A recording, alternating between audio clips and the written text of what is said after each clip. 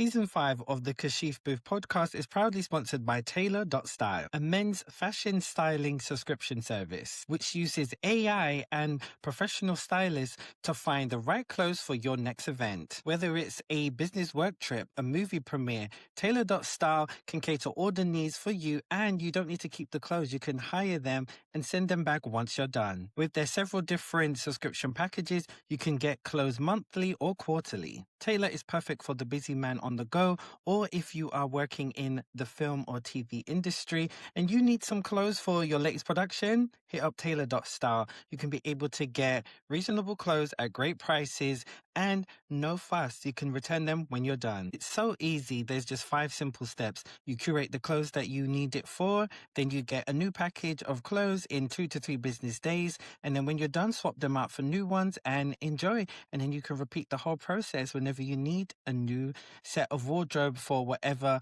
event or occasion that you're attending. Get 25% off your first monthly or quarterly plan by using Kashif at checkout or Kashif QTR. Check them out at Tailor.style. Hey guys, welcome to another episode of the Kashif Booth podcast. If you're new here, each week I sit down with the guest and we discuss their career so far, the highs, the lows, and what's next for them. Today's guest is Delanie Forbes. She is a writer, originally from South East London, but she's no longer here.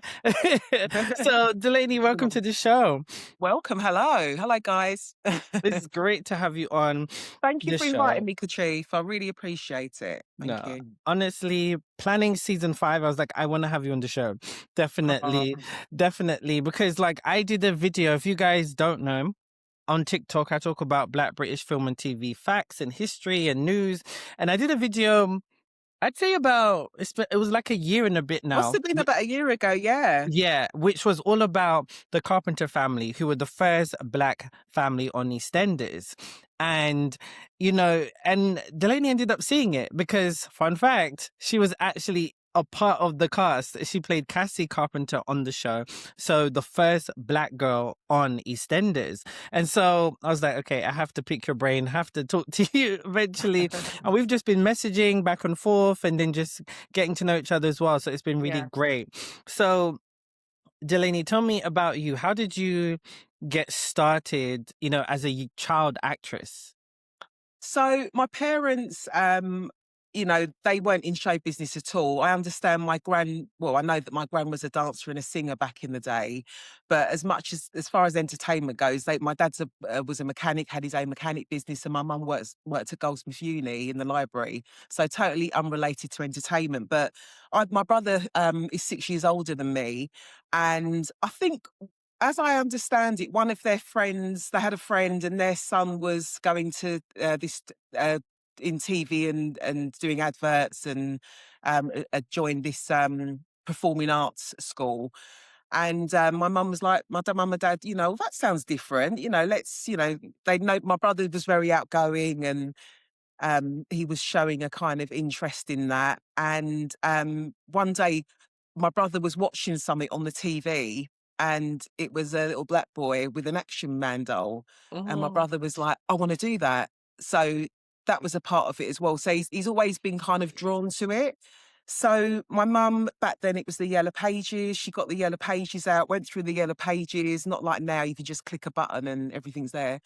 And looking for model agencies, talent agencies for kids, found one, sent his pictures in, and they invited him in, and the rest was history. So my brother really paved the way first. He done a lot of work. He done an advert, a dairy milk ad, worked with Cine Black. He worked with Anthony Hopkins and Sir Gil. Oh God, what's the name? I know the name, Gilroy. It'll come to me. But a very famous playwright, and he was in Mutiny of the Bounty, which is a famous film. And I remember going along to Pinewood Studios, and it was like, oh wow, this big set, and obviously all the equipment back then was not like it is now. Big, massive cranes, and men in the sky operating equipment. And so he got into it first, and he'd done McDonald's commercials, etc.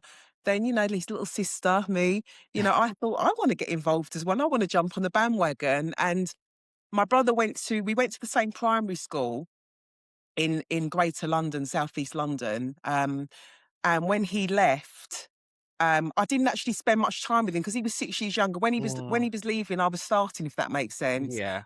He didn't end up going to a, traditional secondary school, Sylvia Young Theatre School, which is very famous now, multi-million pound, business. Back then, it was in a very small studio in round the back streets of Chinatown. Really rough. Mm. Like, it was literally a few kids. We were there from the very early stages, like literally when she just started, and Mm. we were supporting her back then. And the space was shared with a boxing hall, so it was a real rundown place. But Yeah, yeah. she just had an eye for talent, Sylvia, and Mhm. that's how her business grew. So my brother, instead of going to secondary school, he was going to this. It was kind of like a bit homeschool, if you like, because it was Mm. private. She was charging for it, but they'd done all of the normal curriculum, and then they'd done sort of the vocational, the singing, the dancing, the acting as well. And her business grew, and he ended up going there. Am I going off? I feel like I'm going off. I always go off on a tangent. No, but Um, you see, the thing is, it's kind of like, like Venus and Serena, how yeah. it wouldn't have been Serena if it wasn't for Venus. So it's like sometimes someone else's story fits into yours. So you're getting there, you're It's getting all there. relevant. It's all Yeah, relevant. exactly, exactly.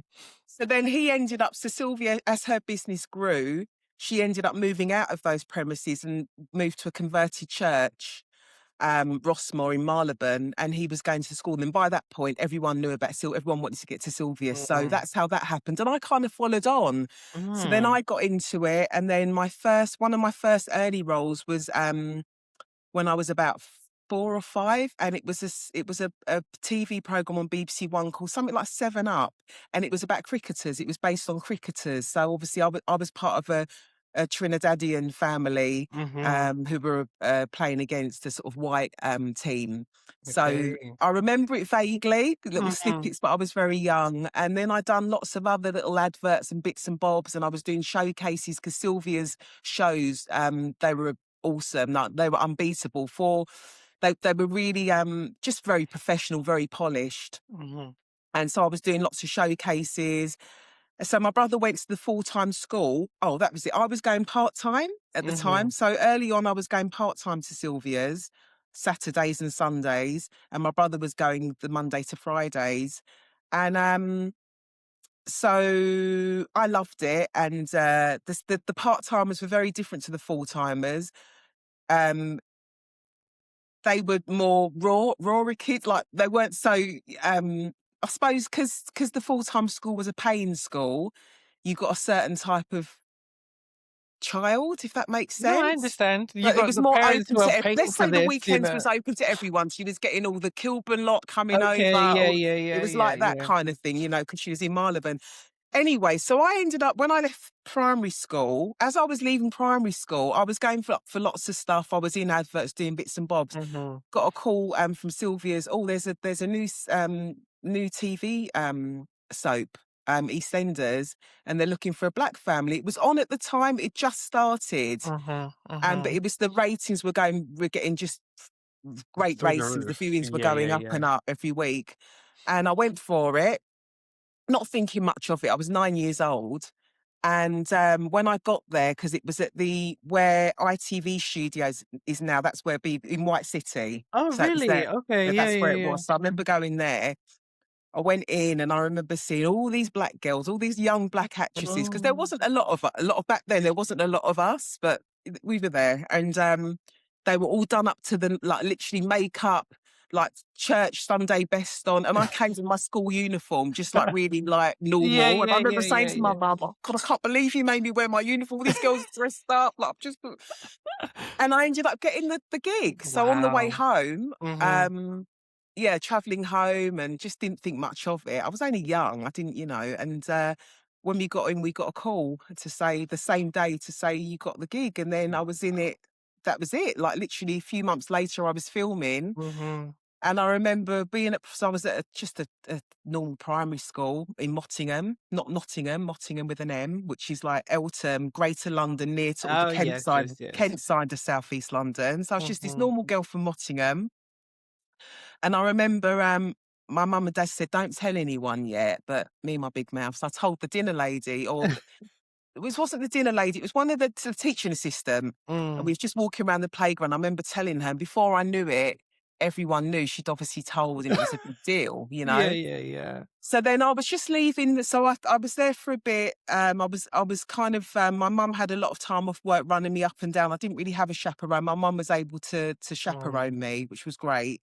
And I had a tutor on set. Good. Um and trying to remember so much to it. But yeah, so I left primary school and then yeah, so I was in it. I'll go back to EastEnders and my time in a minute. So when I left primary school, I then my brother was at Sylvia's at that point, or just leaving Sylvia's, yeah, because there's 6 years.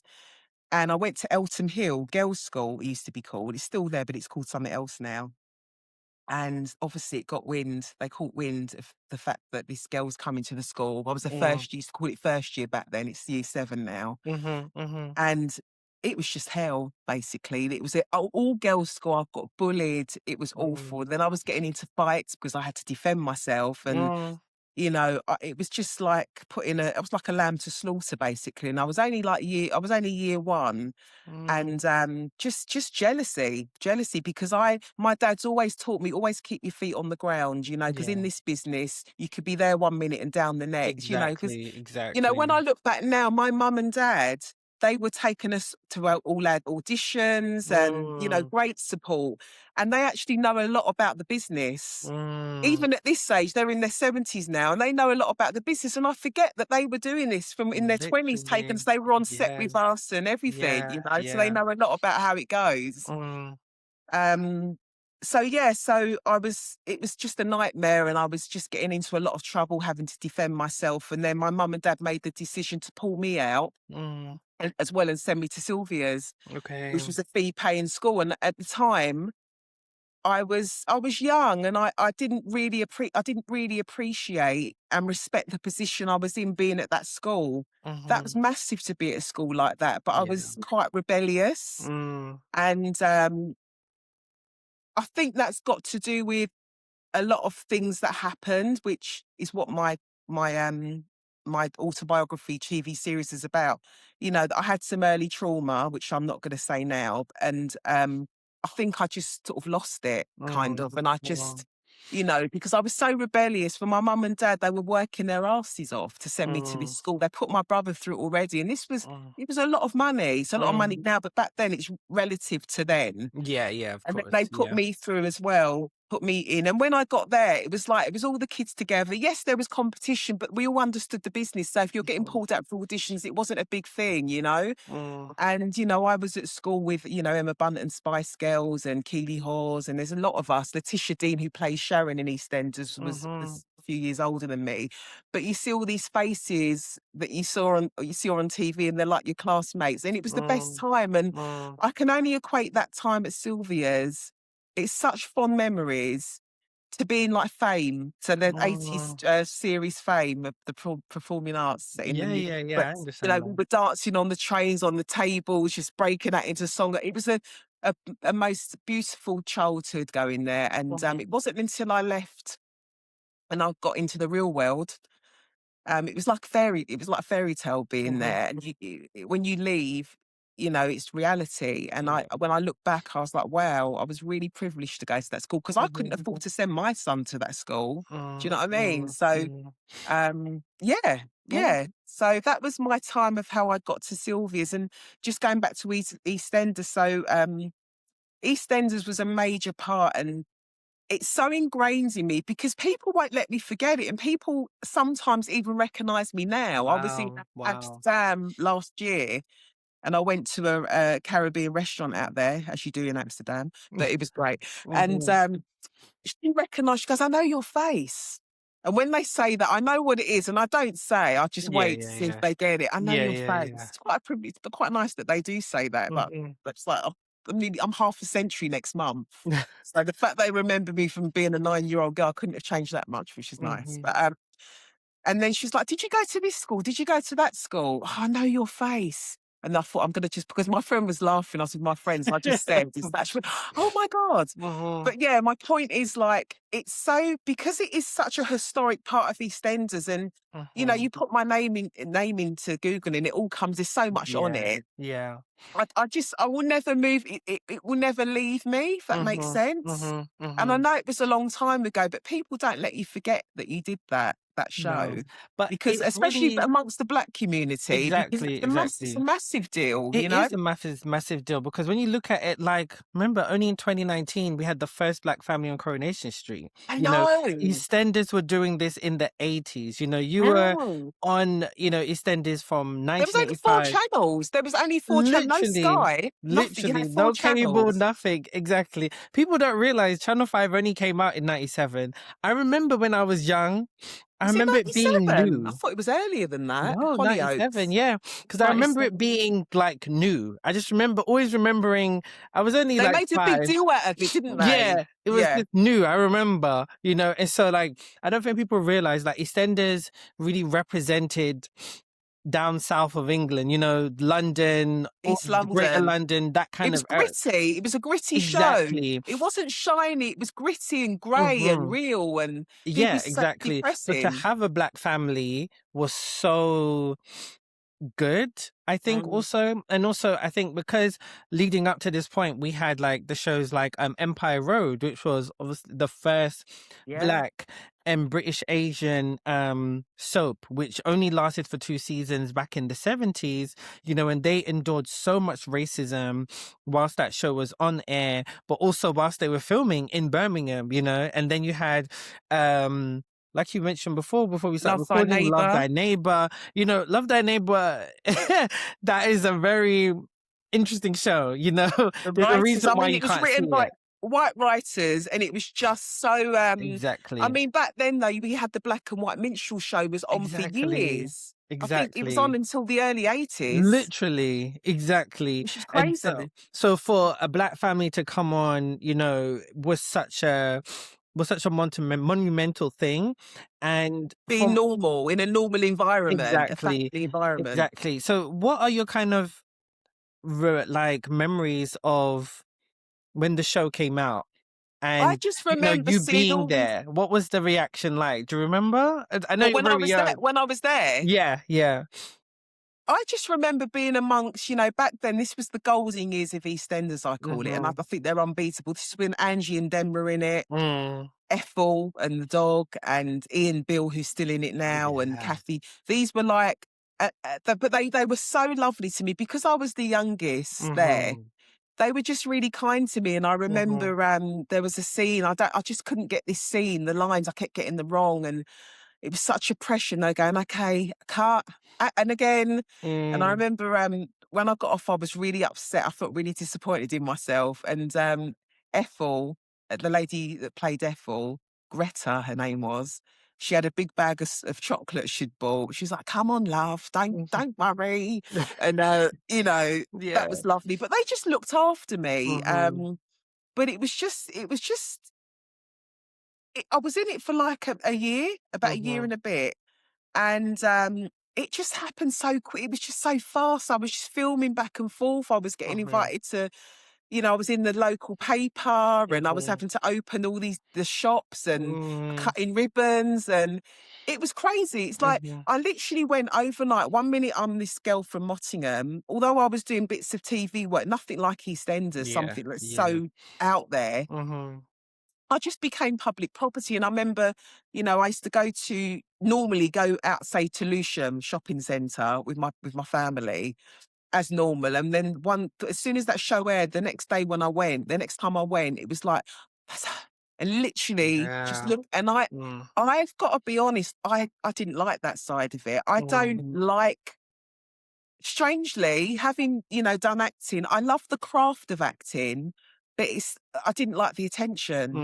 Mm. I just wanted to kind of dissolve into the background. It's Yeah. like, I just want to do that. I love the acting part, but I didn't like the fame part. And then Mhm. I was famous, Yeah. Yeah. Yeah. and It was just, you know, people, no, that's her, can we have your autograph? Or going, singing the thing. Oh gosh. For years, I hated that theme tune because even when I was at the secondary school, girls' school, they used Yeah. to sing it at the top of their voices through the corridors Uh-huh. when they saw me. And I Yeah, used to yeah, had yeah. that for a long, long time. But yeah, so, you know, different reactions from Mhm. people. But I just always wanted to just be normal, No, if I you like. I understand. just had to Yeah. just be. I just didn't Yeah. like that side of things, Yeah, and yeah, yeah. because because I probably showed I was just sort of used to get really like frustrated when they would sort of say, "Is that her?" whispering and stuff like that. Mhm. My character in EastEnders was quite a miserable, precocious, Mhm. horrible character. Actually, just So she was a brat. yeah, and they probably thought, "Oh my gosh, she's really like that." It's because no, I just don't pay me all this attention. I don't like Yeah, it, yeah, you yeah. know. But yeah, EastEnders was great memories, Mhm. and yeah, it was such a unique experience to Yeah, be in. yeah, It really yeah, was. yeah. But I'll never forget my time there. Mhm. And you know, there's a lot more to it. I'm kind of Of skimming the course. surface at the Yeah, yeah, yeah. moment. But yeah, the family got written out of the soap. And because I was young, there's obviously I can't stay there on my I've got no family around me. Yeah, So and yeah. I did as well. And I'm grateful that I was on it for that long. You know, that Mhm. was a good amount of time to be on Mhm. it. Um, but yeah, it never left me. And there was lots of expectations as well from me, I Mhm. think, from others. Mhm. Mhm. Um, yeah, it was weird because I had my normal friends, I call them normal, who Mhm. weren't linked to performing Acting and yeah, yeah, arts, yeah. acting. Just my normal South London friends, and then I had my performing arts friends. So Mhm. sometimes when I was at school at Sylvia's, I'd come back with my South London accent, and they'd be like, "Oh," you know, because they were like, you know, they were well to do, and you know, Mm. some of them had stinking rich. I was at Of school with a lot of course. Of Jewish kids as course. well. Sylvia's Jewish, and they, you know, there was a lot of money people there that I mixed Mhm. with. And then I'd go back to my normal South London mates and they'd be speaking, why are you speaking with that sort of that posh voice? But so I was always caught between the two. Yeah, So yeah. my voice, because of that, my voice is very mixed up kind of thing, you know. But it's just I being around a understand. Yeah, different yeah, variety of yeah, people. yeah, yeah. And it's you touched on a really good point that I was going to actually mention about, you being on EastEnders for only like a year and then being written out, and that is the case for a lot of black families on soaps, especially in the UK. They don't last very long. The characters end up kind of fading into the background, and it's like Mm. even to this day, we're still having a lot of conversation about diversity, but it's like, again, they put in the whole diversity of, the Carpenter family, but then didn't really know Explore how it. to write for a black family. And Yeah. so you fell victim to that? I'm going to say to you on this is another thing. I had some really hard hitting lines because Mm-hmm. I was what the scenario was that already Tony was my dad, Yes. Kelvin was my brother, so they were in the show before I came on, so they were just like a father and son duo. He Mm-hmm. was like a single father, and I lived with my mum who he divorced from. Tony had divorced from, so I came on the scene that way. So my hard hitting scenes were around the fact that my stepdad was beating me and he beat me black and blue and they Mm-hmm. had to put all these prosthetics on. It was quite far fetched, Mm-hmm. and I was sort of then my dad, I had to go to Tony's to my dad. I was like, he's beat me up, dad. And I had this big eye and Mm-hmm. split lip, broken arm as well. So I got a proper battered Yeah, by my like they really stepdad. went there. Wow. And I think and there was another scene where um, Peter and Kathy, Bill, went out with my mum and dad, and I found some weed. So I'm there smoking. Okay. Picking back, there's a scene with me smoking Oh. this.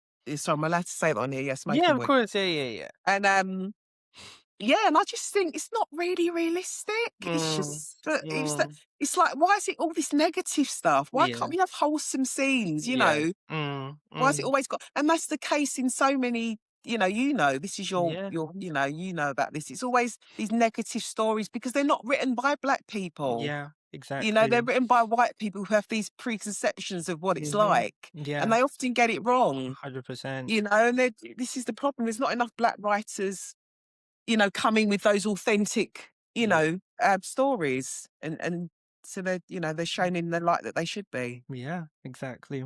Yeah. So after EastEnders, you said that, you went to secondary school and So then eventually went to Sylvia Young full time, but yeah, like, went there full time, left at yeah, 16, okay.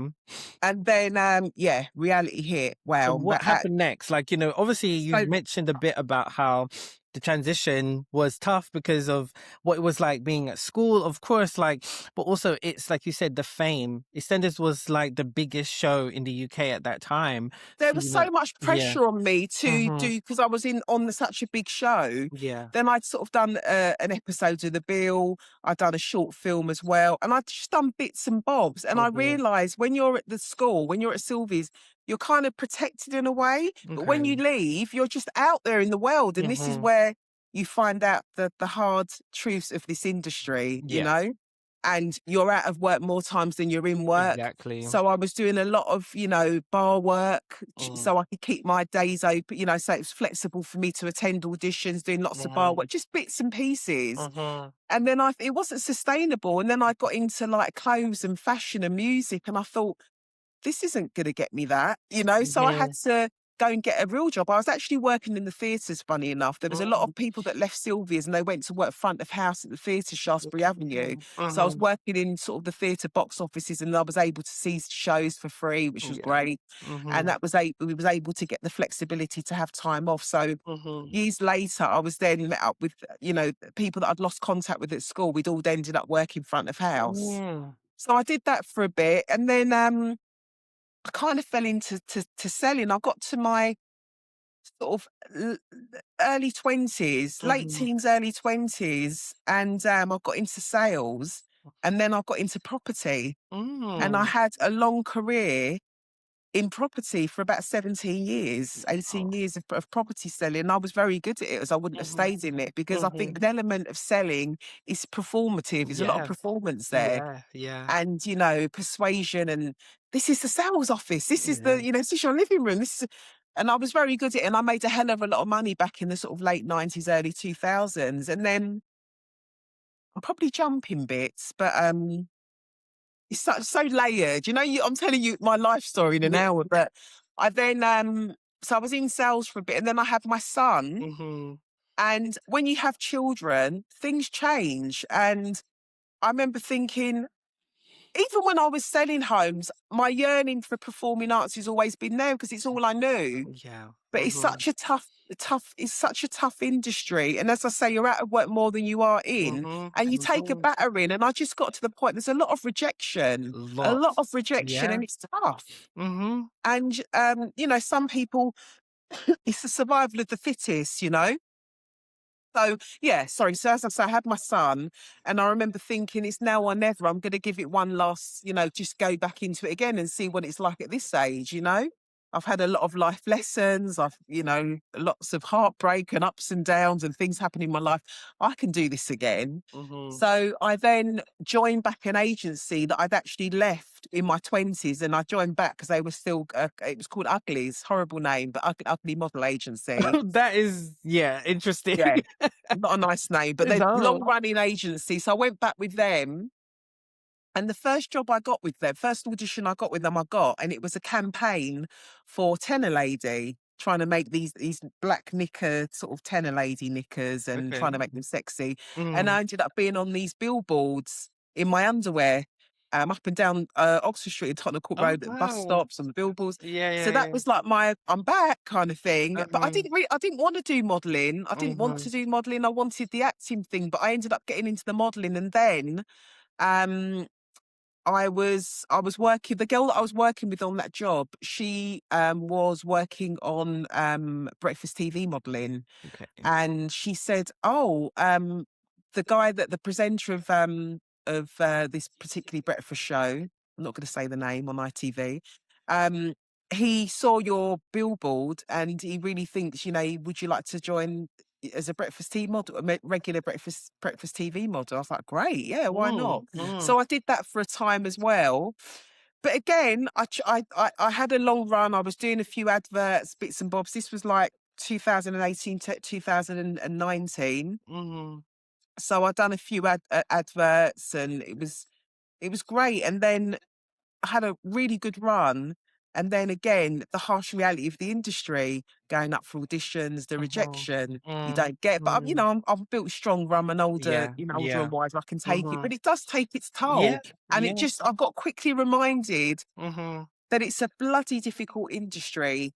And sorry, going back again, when I was selling property, I actually wrote and produced a sitcom called St Milligan's Wharf, and it was based on my experience. I'm sorry, I'm Mhm. remembering stuff now.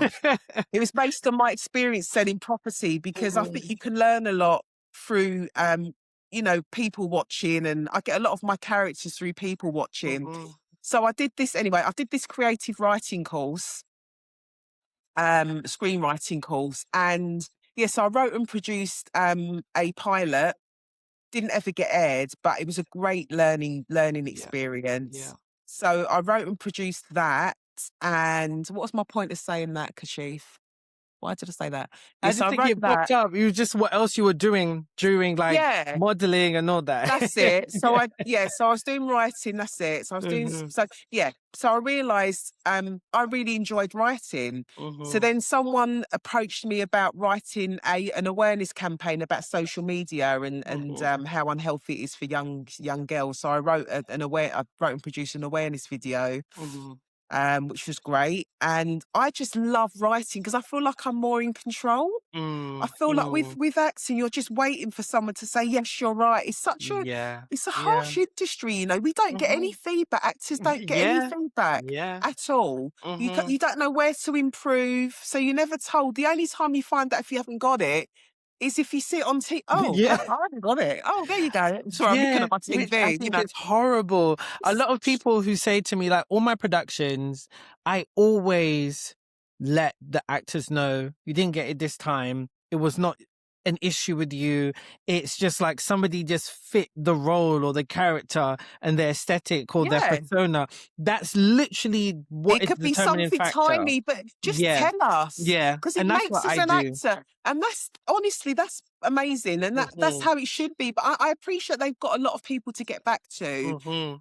But I don't know, there must be a way. They need to look into that, because it's you then start because we're really harsh on ourselves, actors, you Mm, know? mm. And you Yeah. start looking in and you start picking yourself to pieces. Yeah, a It's hundred tough. percent. Yeah. So my point saying that is I just had a really, I've had a quite a and going for lots of auditions of late and just not landing them, or Mhm. getting them shortlisted, which is Mm. great. So I'm doing something right, but not actually getting the gig. And I'd Yeah. like to just know why. Why is it? Mhm. It was last year February, I was up for a presenting role. And they just kept me hanging for so long. Of course. Yeah. And I'm like, and they went, no, we really like you. We're just waiting for X amount. This person's got to come back to us, and we're just waiting for Yeah. this person. And they're Yeah. just stringing me out. Sorry, stringing me out. And then I was like, look, what's going on? Oh, sorry, you haven't got it. And it's just gutting, It you know? is. It And I'm is. like, It is.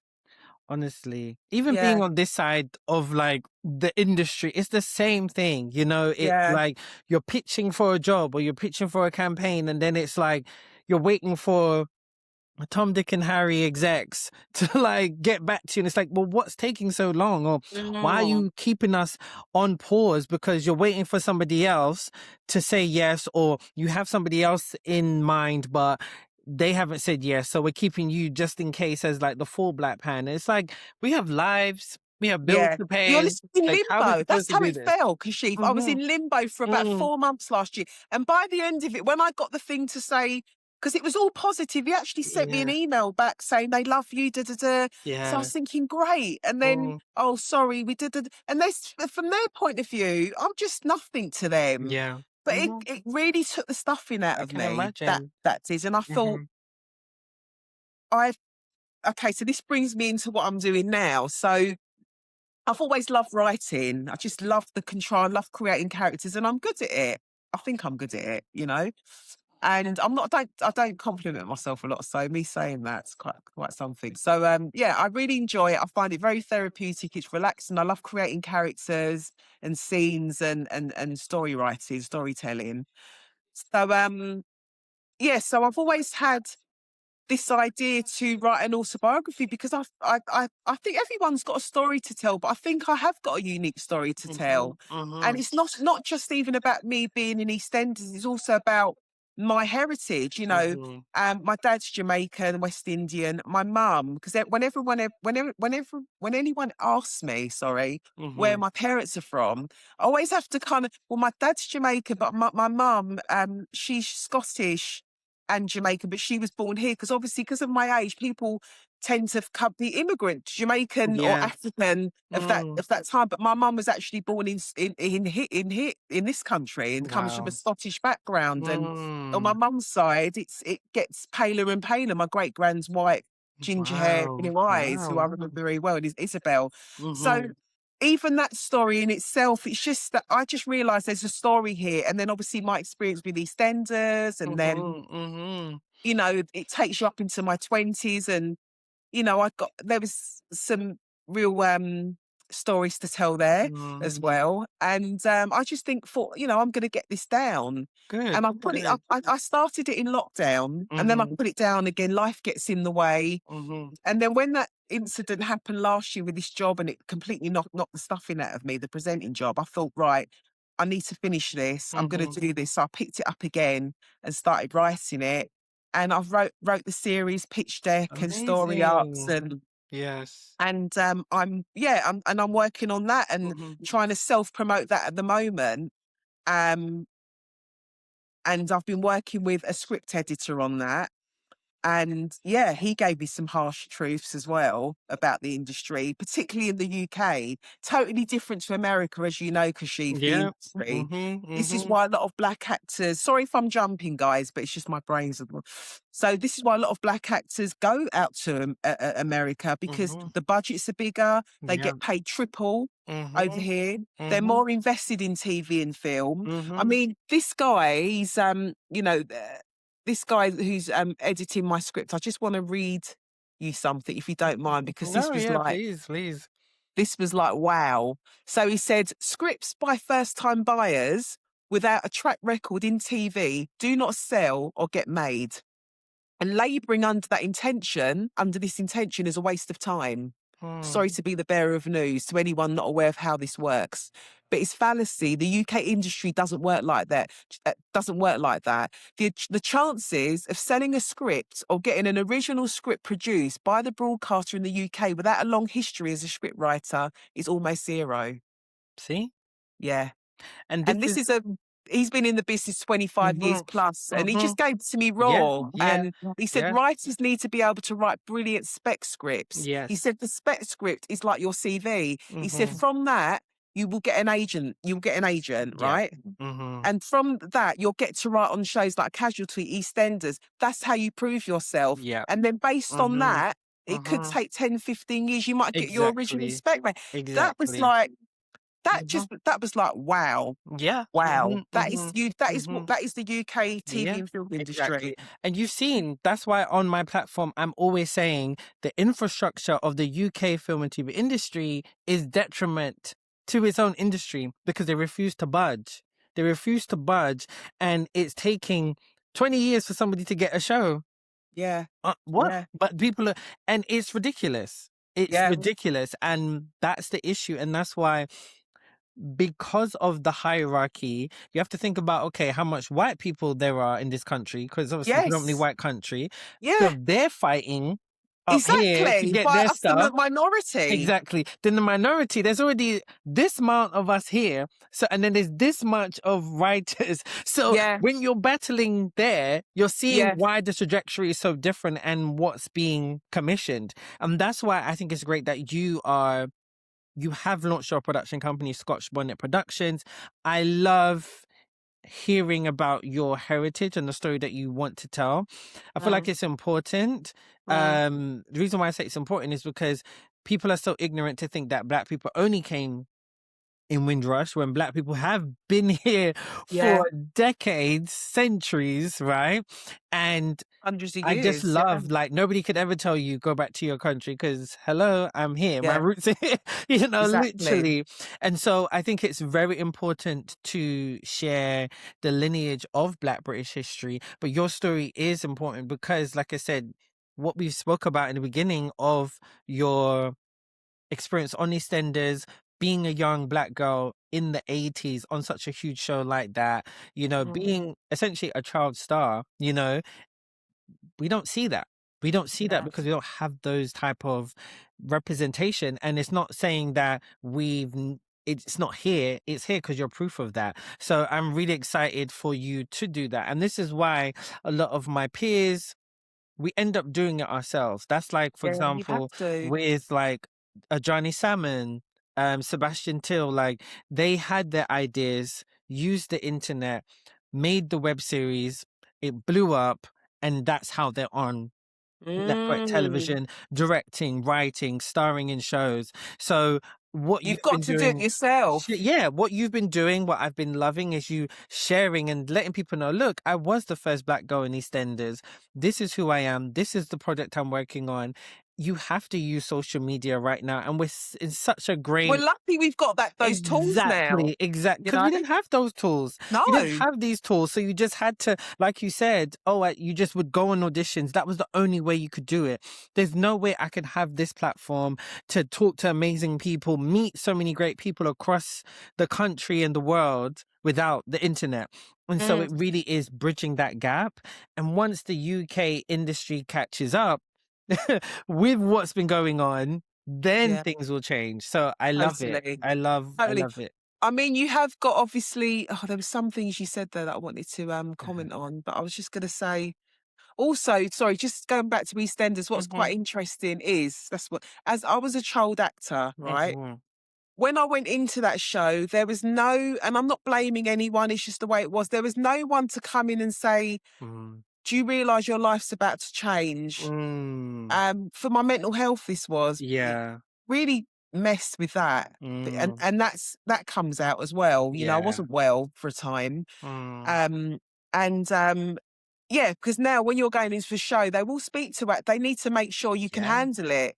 You yeah, know, they will have their 100%. therapists or psychologists on site paid Mhm, by mhm, the TV channel to make sure look after your well-being. I'm sure there yeah, is now around mhm, children in particular. mhm, So that mhm, wasn't there. So the fact I was 1 minute I'm this girl from Nottingham, and then I was in a show getting recognised, and then I was kind of thrown out. I'm not in the show mm, anymore, and then I've mm, got to deal with people still knowing who I am and dealing with mhm, people. Are they using me? Are they really want to be my friend? And yeah, yeah. so I've put a jump, but just wanted to No, say but that. that's a very good point because, and Yeah. that's why it's been so important for there to be, counseling for young people because nobody can ever prepare you for that type of transition. Yeah, Mm, you're booking a big TV show, cool. But then, like you said, fame comes with that. People recognizing you, that's probably one of my fears. Like, I don't want to be known like that, like, I want to be mm. able to walk I down want the to be street, respected. Yes, I you love know? these actors that like Uh-huh. they do their craft and then Yeah. their private life is private and they just can Yeah. dissolve into the back. I don't want I'm not out there to be,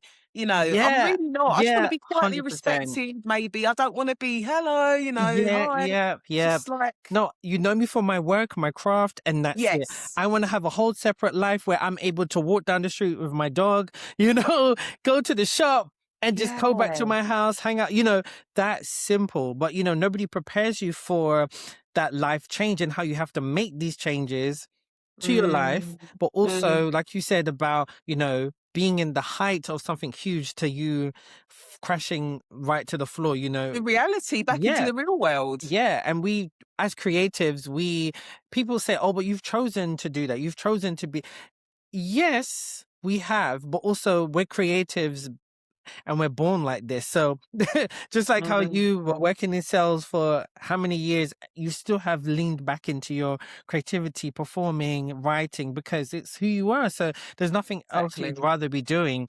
So I think it's great that mental health is a lot more taken serious now because Mm. like your There's experiences no and so stigma many other attached people. to it anymore, is No, there? exactly, exactly. So I think that's really good. So you've written this series now. Yeah. Mhm. So And you've had, obviously, the script editor has said to you the harsh reality. So what are you which is trying great, to which is do great. Yeah, now with sorry. it? Like, what are you trying to So do now with it? one of the things, I won't say everything that he said, but one of the things he said was, because I spoke a lot about my heritage and I've included that a lot in it. And he said it's really, that needs to really be something separate. So I'm now thinking Okay. about turning that into maybe a little Mhm. documentary just Okay. about history, Mm. because it's interesting in itself. So that's getting pulled out of it. I'm sort of chopping that out now and Okay. keeping that for something else. But in terms of what I'm doing, I want to get it ship shape. I want to get it perfect for Mhm. ready to go, and Mm. it's not there yet. But Yeah. it's a Yeah. process, isn't it? It's a Y journey, and that's exactly. why I like sharing it on my social media, because Mhm. I think it's Mhm. important to just be real. And you don't just write a script and it gets, it gets aired. It's not Yeah. like that. Yeah. And Yeah. so yeah, I want to get it in ship shape condition. And following what he said, I'm like, hold on a minute. With the likes of Netflix, and you've got a lot of other Amazon and all the rest of Mhm. it, Mhm. I'm now thinking, should I be approaching American production companies now? Because they've got bigger budgets. They've got bigger budgets.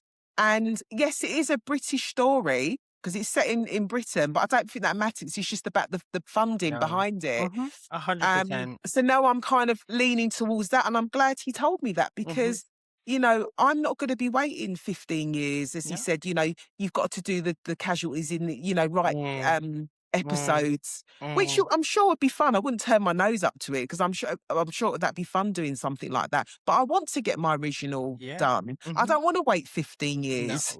Do you know what No. I'm saying? No. So, No. what I have to now look at, I have to re-channel my head now Mhm. and target the American market, possibly. No, I think it's great that you're doing that because that's what I'm doing. Okay. Right.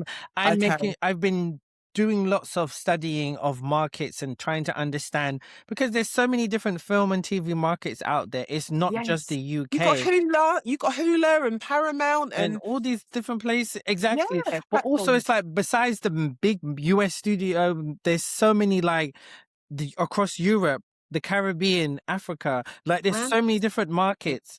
And the thing is, it's like the way how we consume film and TV is different now. So yes. it's not just, okay, we're just having to watch what networks have bought and are broadcasting on TV. No, we have the internet and there's so many different shows and films. It's a bigger market. So you We can we pitch to view so many differently now. different markets Yes. and get your story told. And I think what's been great about this is that more people are seeing the Black experience across the diaspora. It's not all a monolith. It's not, singular. Hmm. So Hmm. there's enough space for you to be able to do that. You can't just focus on the UK because if you focus on No, the UK, you can't. you're gonna be Left an behind. It's elderly not person still trying to get this made. exactly. And As we I just don't say, have I'm time. 50. I'm 50 next month, right? And my dad always says nothing happens before its And time, it's because the I beat truth. myself. I'm like, should have done it by the time I was 40. Then I'm the Yeah. next guy, should have done it by the time I'm 50. I'm not waiting till I'm 65, 70. I'm sorry. It's got to No. happen in the next 5 years. You know what I mean? It really Exactly, has. exactly. I mean, the thing is, when you've got the likes of Black Ops, I Will Yes. Destroy You, and Mm-hmm. Borders, it does give you some hope Mm-hmm. that these originals will get made, can get made, because I'm sure that was their first. I mean, you're more knowledgeable in this area, but Black Ops, Yeah. I don't think she's had anything before this, right? I know she's What's her mostly name? Is from it like yeah, yeah, Bemisola? Bemi Sola, yeah. Like I Mm, know I think she worked on that sketch show Famalam, but she also yeah. was in a short film that was aired on TV and she won a BAFTA. So it's like, and she came from a Right. theater Yeah. background as well. So she really built herself up from theater, then Right. crossed over TV and see, again, she worked Mm, towards that. Do you get what I mean? So it's like, yeah. So a lot of that, like with Ajani Salmon, with Jimmy Moss Black, it was a web series, and then mm, it blew up. And mm. he won over 30 awards internationally, for that web series. And then a production company saw it, signed him That's what I'm to saying. It has develop it. happened. So this is what I'm saying, but this is Yeah. why you have to use the internet. You've got to use your own resources, make it yourself and do it so that you're cutting down. Obviously it takes ages to get to TV, but you're cutting down the process. Instead of it being 15 years, you could do it in 5 years, you know? Yes.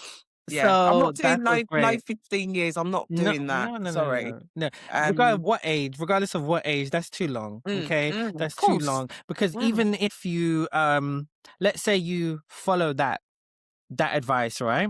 Oh, okay, I need to just get an agent, get pitched and write on all these different shows. You do all that, then it comes for you to be pitching your idea, and then they just continuously turn you down, or they say, oh well, because within the UK specifically, if there's a similar show that's in development or about to come out, they will say, oh well, sorry, we can't take this, ITV are doing this, or Channel 4. mm, And so that's been a lot of the issues I've seen. Or so many pilots get commissioned. A lot of my peers in the industry, they've been commissioned to write a pilot, even if they haven't done all of these different shows they've written on. It just stays in, okay, Pilotville, and then it never gets even greenlit to be shot. Even a mm, few years ago, I did a web series which I exec produced called Talia Versus. The writer, because of my brand visibility, the writer was able to, a production company was able to see the web series, and they assigned her to a first look deal, pitched it to like BBC, Channel 4, and eventually Channel 4 loved it. It was going to go on Channel 4's like online platform, and then was like, yeah, we got it. Oh my gosh. And then Channel 4 were like, oh, we're not making anything for 2 years now. And then that was it. 2 years have yeah. passed, Mm. and the phone hasn't been called for us to go and make it. So do you get what I'm saying? So, Oh, so it's many mad. people will tell you, this is what you've got to do, or this is what you've got to do. I've always said that, even though your script editor said some great things, and I love your attitude of how you're looking to America, you're looking to different places, because Yeah. one's route to success or where to get to isn't the same. It's not linear. Nobody can do the same copy and paste. You just have to work hard, understand the market, and try to work smart, and then Yes. go after it. And I So think my yeah, sales and marketing background, because I was in yes, sales and marketing property, it's come in really handy of now, course, I bet. you know. Hmm. Yeah, I love a little bit of self-promotion. There's nothing See, wrong with that see, either, you and know. that's the thing. You have that skill, because I You're think. like a machine though, Kashif. You are. Oh my goodness, every minute another part. I'm like, I love it. Thank I love you, your work ethic. thank you. Amazing. I feel No, like a but proud it's true. auntie. Oh, thank you. Because like I just finished like a mini master's like in international film production, and they were teaching us about how you can have a great idea, but it's how you sell.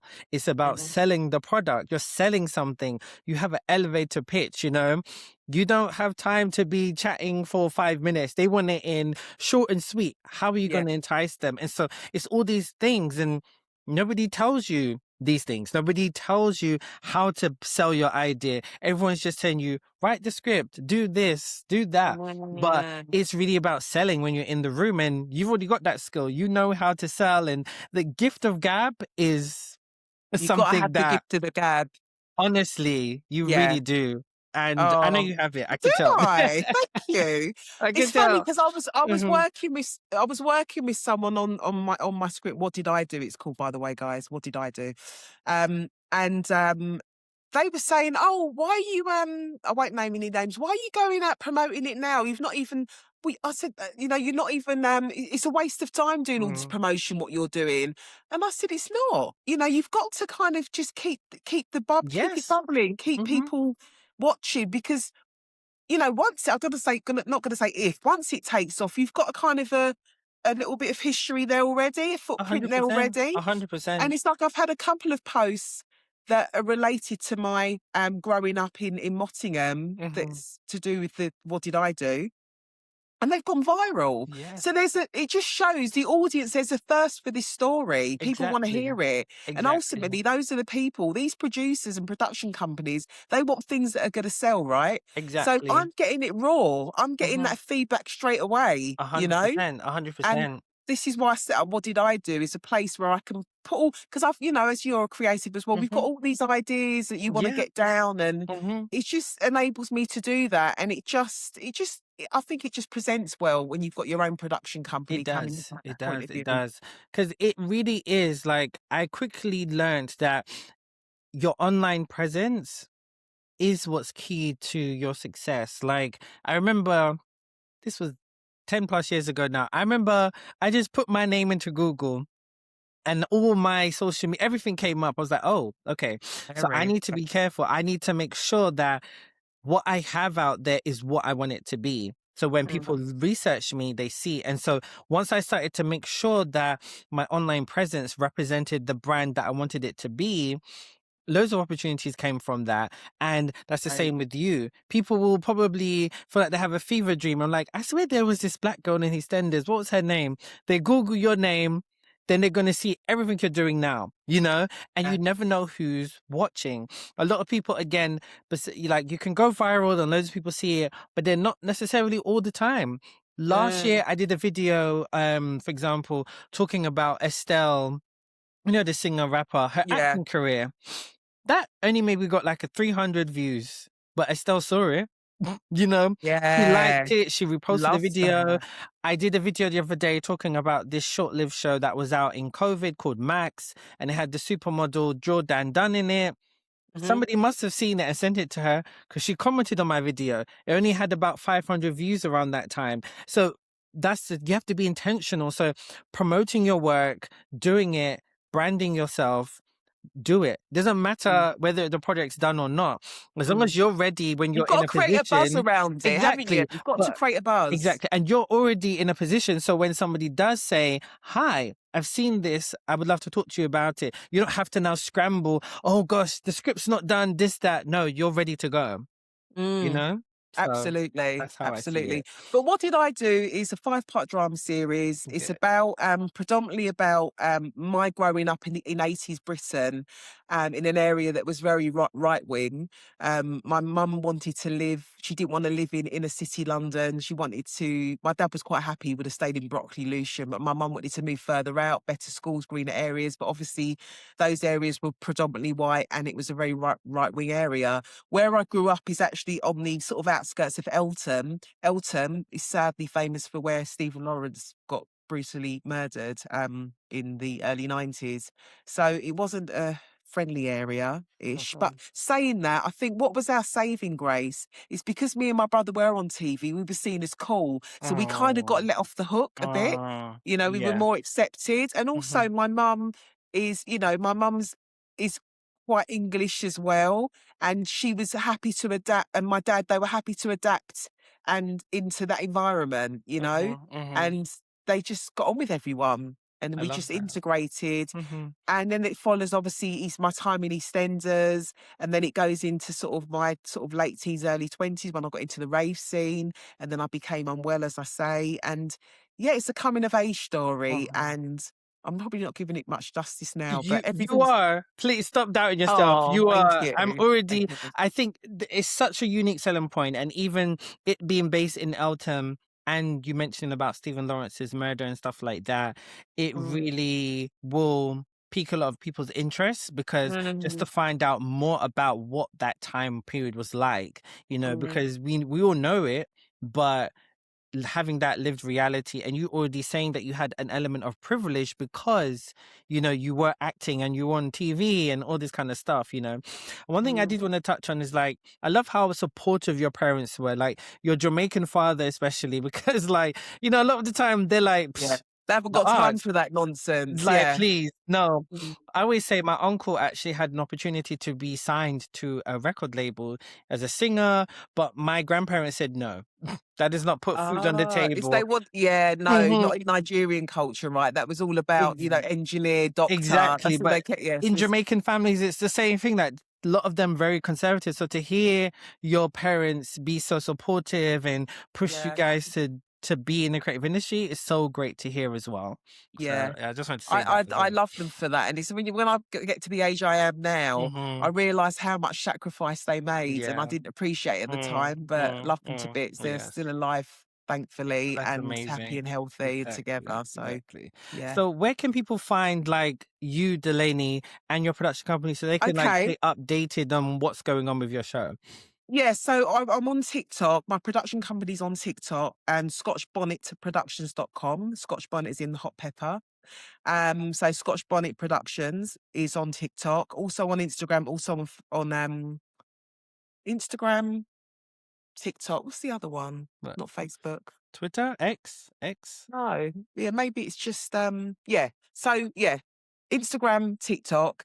I'm on TikTok as well as Delanie Forbes, just being silly and being myself and talking about motherhood and just random stuff. But for my projects, check out Scotch Bonnet Productions. Website's currently being designed, and yeah, I've just got all my stuff on there. Everything I want to tell the world, it will be on there.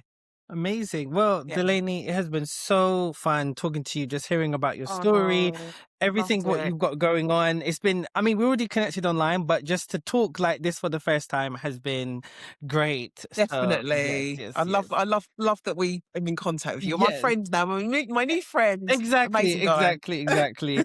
Well, thanks guys for tuning in Thank for this you. week's episode of the Kashif Booth podcast. Follow me all on my usual socials. You know them. There's a bunch of them. Stay tuned for new episodes coming soon.